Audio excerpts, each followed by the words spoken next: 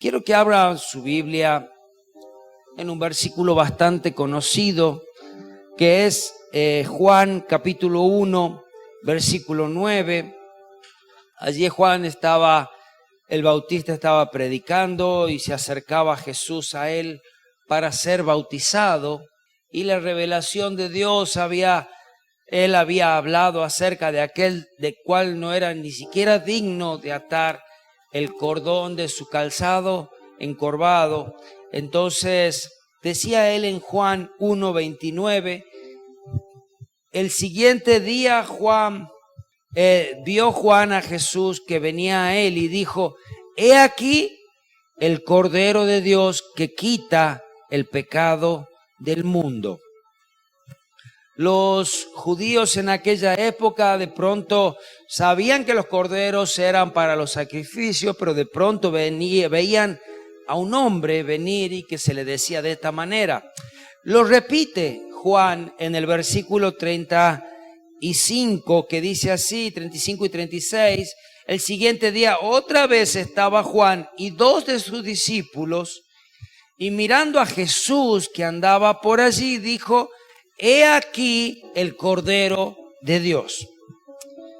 Tenía mucho significado lo que Juan decía, dado que cada día en el templo se ofrecían sacrificios y eran corderos lo que se sacrificaba.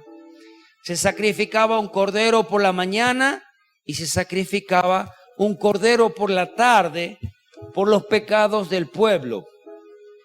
Este cordero era un cordero puro, sin manchas. Era un cordero que se sacrificaba para perdón de los pecados del pueblo. Estos sacrificios diarios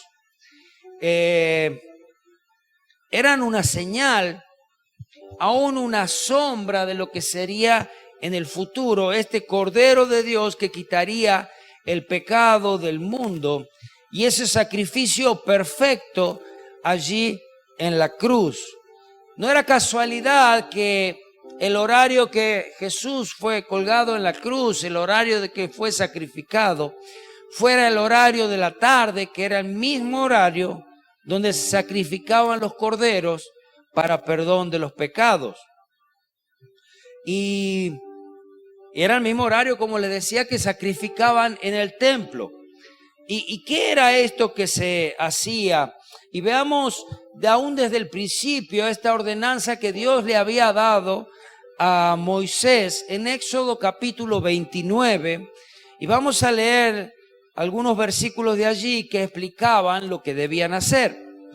Por eso ellos estaban tan familiarizados con los sacrificios, con el sacrificio de un cordero. Y este cordero debía ser puro, sin mancha, no debía tener defectos. Y dice así en Éxodo capítulo 29, versículo 38. Esto es lo que ofrecerás sobre el altar: 2 corderos de un año cada día. Era algo que ellos ya lo tenían implantado. Sabían que había un cordero que se ofrecía por la mañana y un cordero que se ofrecía por la tarde. Versículo 39, ofrecerás uno de los corderos por la mañana y el otro cordero ofrecerás a la caída de la tarde, que fue la misma hora que fue sacrificado Jesús allí en la cruz. Versículo 42 de Éxodo, esto será el holocausto continuo por vuestras generaciones. O sea, desde ese momento en adelante lo hicieron todos los días hasta que vino Jesús. A la puerta del tabernáculo de reunión delante de Jehová, en el cual, mira, si no era importante este sacrificio, mira lo que dice Dios acerca de esto. Dice: en el cual me reuniré con vosotros para hablaros allí. Era un momento donde Dios mismo también se revelaba a su pueblo a través de su palabra. Allí me reuniré con los hijos de Israel y el lugar será santificado con mi gloria. Donde hay un sacrificio que se ofrece a Dios para perdón de pecados, es allí un lugar donde también Dios se revela al hombre. Él no puede revelarse al hombre en un lugar donde no hay limpieza de pecados. Es por eso, mientras que haya estos sacrificios, mientras que haya limpieza de pecado, es un lugar donde yo puedo revelarme, es un lugar donde yo puedo reunirme, es un lugar donde yo puedo aún traer palabra para el pueblo. Una condición muy importante, dado que nosotros hoy no tenemos sacrificios de animales. Entonces tendríamos que hacer quizás un altar allí adelante y cada vez que llegamos tenemos que ofrecer sacrificio. Pero eso fue abolido, por eso Jesús lo hizo ya en la cruz una vez y para siempre. Pero hay algo que siempre debemos hacer y es venir delante de Él, traer nuestros pecados, decirle perdóname, límpiame, lávame, humillarnos delante de Él. Y Él nos limpia y de esa manera también podemos escuchar su voz. Él nos habla, Él se revela. El nacimiento de Jesús, dado que estábamos en esta época también próximos a la Navidad, no fue otra cosa que tan solamente cumplimiento de las promesas de Dios hacia su pueblo. Dice en Isaías capítulo 53, versículo 7, esta es una profecía dada al profeta Isaías: angustiado él y afligido, no abrió su boca. Como cordero fue llevado al matadero y como oveja delante de sus trasquiladores, enmudeció y no abrió su boca. Esta palabra ellos también la tenían muy bien en clara, la conocían esta profecía, pero de pronto todavía no sabían de quién se hablaba. Entonces, al momento que Juan les decía, he aquí el Cordero de Dios que quita el pecado del mundo, era esta la palabra que a ellos también se le venía a la mente. Amén. Isaías en el capítulo 53, versículo 7, profetizó acerca del Mesías, acerca de este siervo de Dios, acerca de Jesucristo que sería ofrecido como un cordero. ¿Para qué? Para pagar la culpa del pecado, para pagar el pecado que nosotros no podíamos pagar. Tenía que, para poder salvar una vida, debía ser ofrecida la vida de alguien. Tenía que entregarse una vida. Y sabes, Dios en su gran amor decidió entregarse a sí mismo en sacrificio por los pecados de todo el mundo. Los pecados de todo el mundo fueron quitados cuando Jesús murió allí en la cruz, cuando Jesús fue ese sacrificio perfecto. De esta manera fueron perdonados nuestros pecados. ¿Qué significan los pecados del mundo?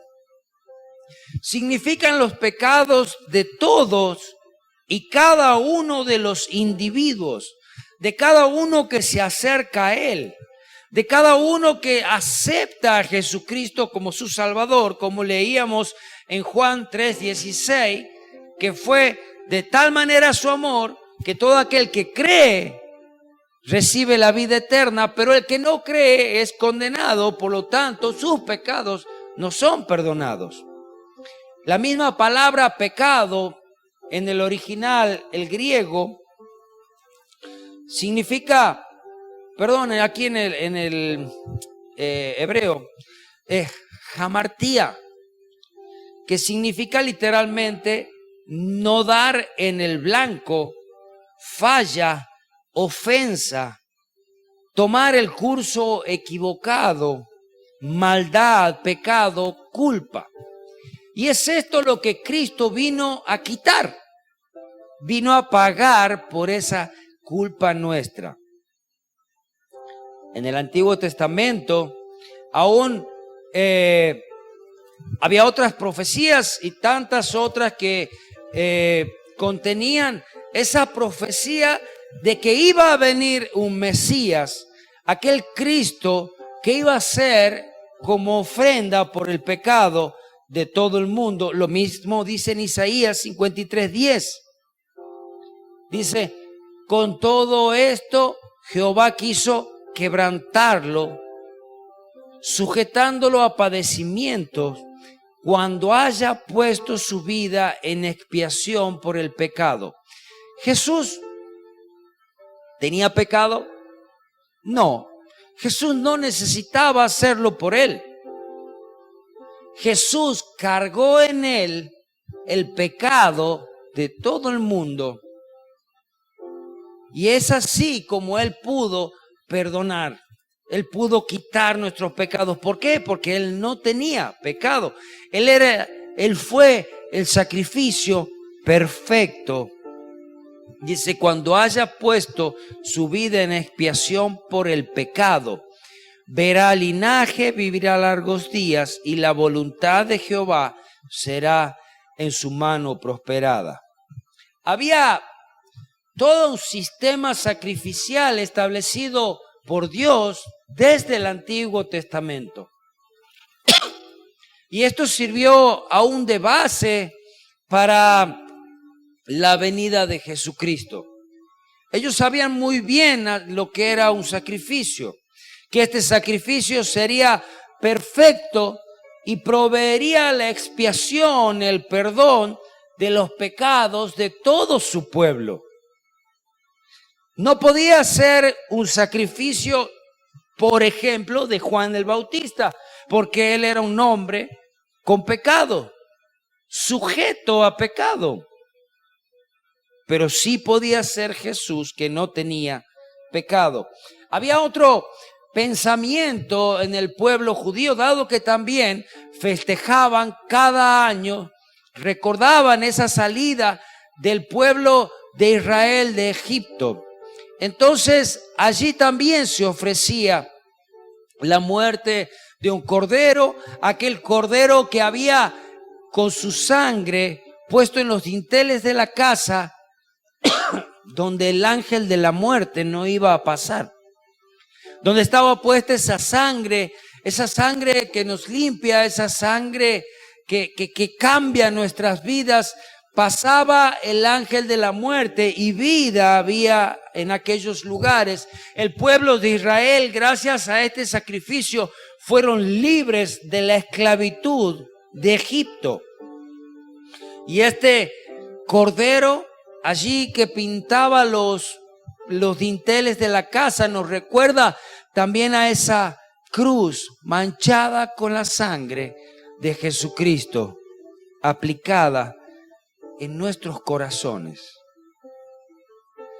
Es un hermoso cuadro de la expiación, del perdón de la cruz de Cristo. Aquellos por los cuales Él murió y que se acercan a Él son limpios de sus pecados. La vida estaba en esa sangre y la muerte espiritual pasaría por alto. No podemos hablar quizás de nacimiento sin antes tener en cuenta esto, sin antes tener en cuenta esta Pascua y este momento donde Jesús fue el punto cúlmine de su vida, haber muerto en la cruz por nuestros pecados. Aún los judíos en aquella época conocían la profecía de Isaías, que ya leí. Conocían también la profecía de Jeremías, que sabían que iba a haber un cordero inocente que iba a ser degollado. Jeremías 11:19 lo dice así. Y estas profecías se aplican a la vida de Jesucristo. Y dice Jeremías 11:19. Y yo era como cordero inocente que llevan a degollar, pues no entendía que maquinaban designios contra mí, diciendo, destruyamos el árbol con su fruto y cortémoslo de la tierra de los vivientes, para que no haya más memoria de su nombre. Este fue también el pensamiento del diablo. Quizás unos minutos decía, he vencido, Jesucristo está muerto, Pero lo que no se esperaba él era que Jesucristo iba a resucitar y volver en gloria. Amén. Jesucristo fue anunciado así por los profetas del Antiguo Testamento, que Él sería ese Cordero de Dios, y lo estaba afirmando Juan en este momento, casi al comienzo del ministerio de Jesús. Y es a través de su muerte como fue este sacrificio perfecto por el perdón de nuestros pecados, y la resurrección al tercer día dio la victoria sobre la muerte. Por esto podemos tener también vida eterna si creemos en Él. No fue el hombre, no fue un hombre que pudo hacerlo, sino que fue Dios mismo quien proveyó la ofrenda para este sacrificio, para esta expiación por el pago de nuestros pecados. Lo explica el apóstol Pedro en Primera de Pedro, capítulo 1, versículo 18, lo explica así.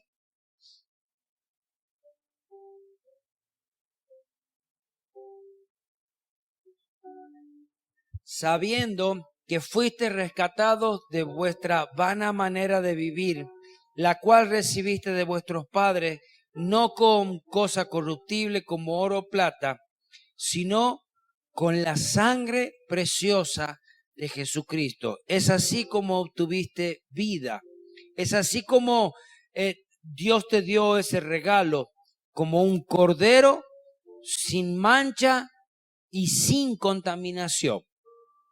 Jesucristo fue el sacrificio perfecto. Pero ahora aquí va. ¿Por qué celebramos Navidad? ¿Por qué recordamos este tiempo? Aún ni siquiera se sabe exactamente cuál fue la fecha. Pero cuán importante es poder recordar que Jesucristo vino al mundo, así como Jesucristo debe venir a nuestras vidas. Y un día nosotros recibirlo, un día aceptarlo, y ese Jesucristo nos da vida. Y allí había un pesebre en un momento. Y vayamos al libro de Lucas, el capítulo 2, una pequeña parte de esta historia del nacimiento de Jesús.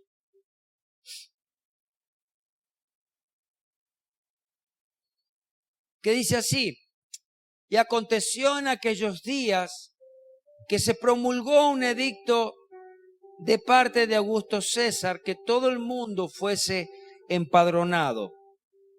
Este primer censo se hizo siendo Cirenio gobernador de Siria, e iban todos para ser empadronados, cada uno a su ciudad. Y José subió de Galilea a la ciudad de Nazaret, a Judea, a la ciudad de David, que se llama Belén, por cuanto era de la casa y la familia de David, para ser empadronado con María, su mujer, desposada con él, la cual estaba encinta.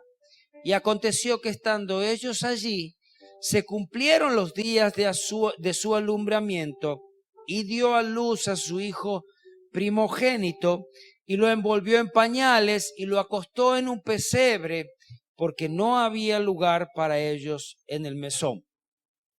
¿Qué es lo primero que está contando aquí? Nada de lo que sucedió en el Nuevo Testamento no fue ya antes anunciado.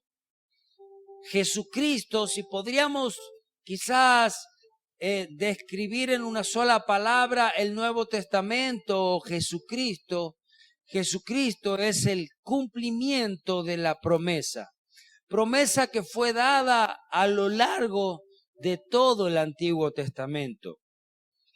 Y allí aún también podemos entender por qué nació en Belén. Podemos entender por qué le llamaban hijo de David. Y si miramos en Miqueas capítulo 5, versículo 2, allí el libro de Miqueas nos dice dónde nacería este Salvador. Miqueas 5:2 dice, pero tú, Belén, Efrata, pequeña para estar entre las familias de Judá, a ti me saldrá el que será Señor de Israel. Mira, tantos años atrás y se decía dónde iba a nacer Jesús el Salvador. ¿Cómo hicieron para llegar? ¿Qué hizo? ¿Qué los movió a José y a María, dado que estaban bien allá y tuvieron que venirse a Belén? No es nada ocurre por casualidad. En este momento se le ocurrió que iba a haber un censo, que debían ser todos empadronados. Entonces, José, María, su panza, sus cosas, a trasladarse a la ciudad porque debían ser empadronados. Vieron que las cosas no suceden por casualidad, que es Dios quien arma todas las cosas. Y es allí donde llegaron a estar en Belén. Dice, pero tú, Belén, Efrata, pequeña para ser entre las familias de Judá, de ti saldrá el que será Señor en Israel.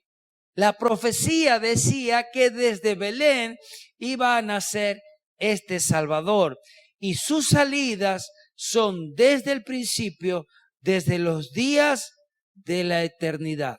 Amén. Mira si Dios no hacía las cosas perfectas. Él ya las había anunciado cómo serían.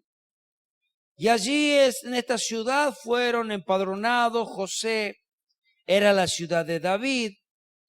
También decían que Jesús era del linaje de David. Jesús, hijo de David, le decía el ciego, ten misericordia de mí. Pero allí estando en esta ciudad no encontraron lugar donde nacería el bebé.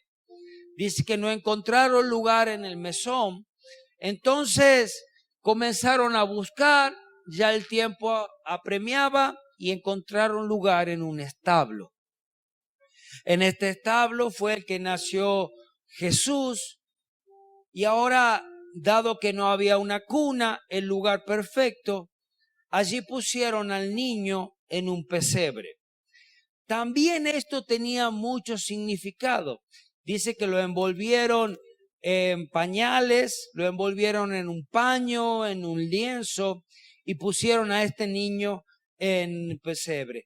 Toma mucho significado aún para los pastores y los sacerdotes de la época, lo que significaba que este niño sea envuelto en pañales y puesto allí en el pesebre, también recordando las palabras de Juan el Bautista que decía, he aquí el Cordero de Dios. Bueno, dado que esto fue primero, ¿no? Pero decían que nacería un Salvador en Belén. Y esto llamó mucho la atención. El pesebre no era como hoy los vemos nosotros, tipo una cuna, tipo como una X, donde se pone allí el bebé, algo de madera. Los pesebres eran los comederos de los animales.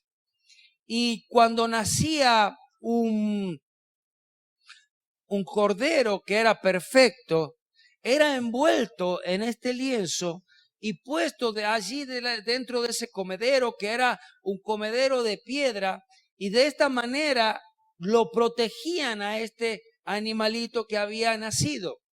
Y este simbolismo lo entendían perfectamente los pastores y los sacerdotes. Aún así, Belén era conocida porque desde allí salían los corderos, los mejores corderos para el sacrificio. Se caracterizaba por tener los mejores corderos. Entonces, otra nueva señal era que Jesús iba a nacer envuelto en pañales y puesto allí en medio de ese pesebre. Este cordero sería aquel que luego sería sacrificado. Este cordero que nació perfecto, lejos de ser tan solamente un niño más, era alguien especial. Era un niño que marcaba la historia en un antes y un después.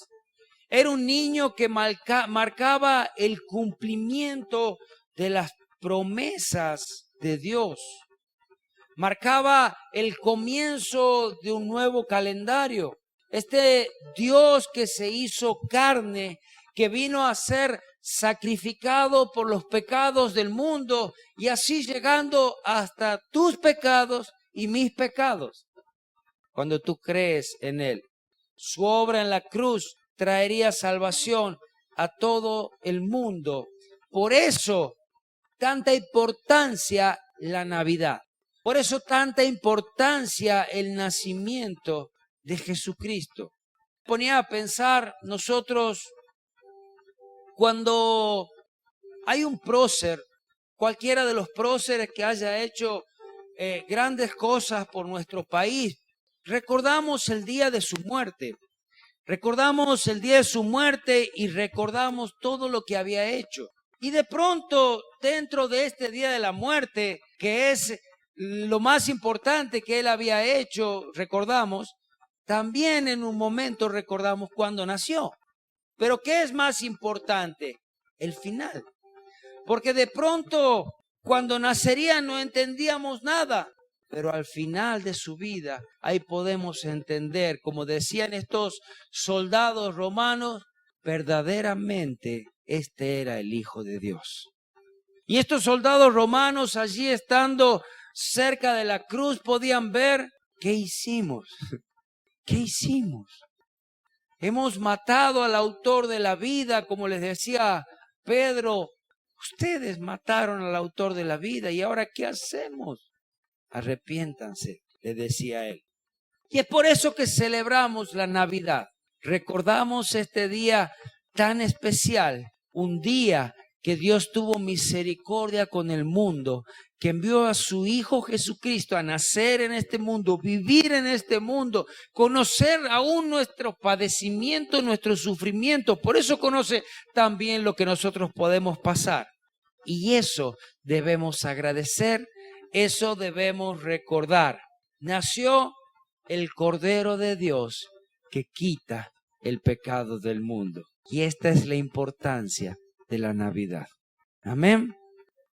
Señor, te damos gracias por esa maravillosa obra que tú hiciste en la cruz. Dios, te damos gracias por haber enviado a tu Hijo a morir, a nacer en este mundo, vivir en este mundo, conocer los padecimientos de los hombres, las tentaciones, los problemas, las luchas. Señor, Jesucristo vivió sin pecado, murió cargando el pecado de todo el mundo. Señor, te damos gracias por Él.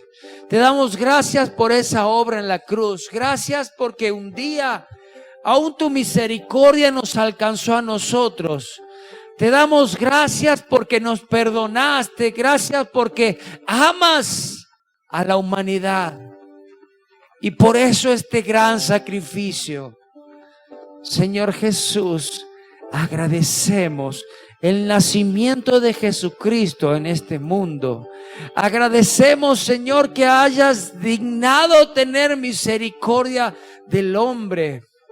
Gracias por tu gracia, gracias por tu perdón y gracias por este sacrificio perfecto. Gracias porque no lo merecíamos, Señor, y que cada día podamos entenderlo. Señor, que cada día podamos vivir para ti, Señor, en agradecimiento. Señor, y aún podamos amarte tanto como tú nos amas. Así como lo dice tu mandamiento, amarás al Señor tu Dios con todo tu corazón, con toda tu alma, con toda tu mente y con toda tu fuerza. Señor, que así sea nuestro amor hacia ti, que así sea nuestro agradecimiento hacia ti por todo lo que tú haces, todo lo que tú nos das, y gracias por todo. En el hermoso nombre de Jesús. Amén, amén y amén.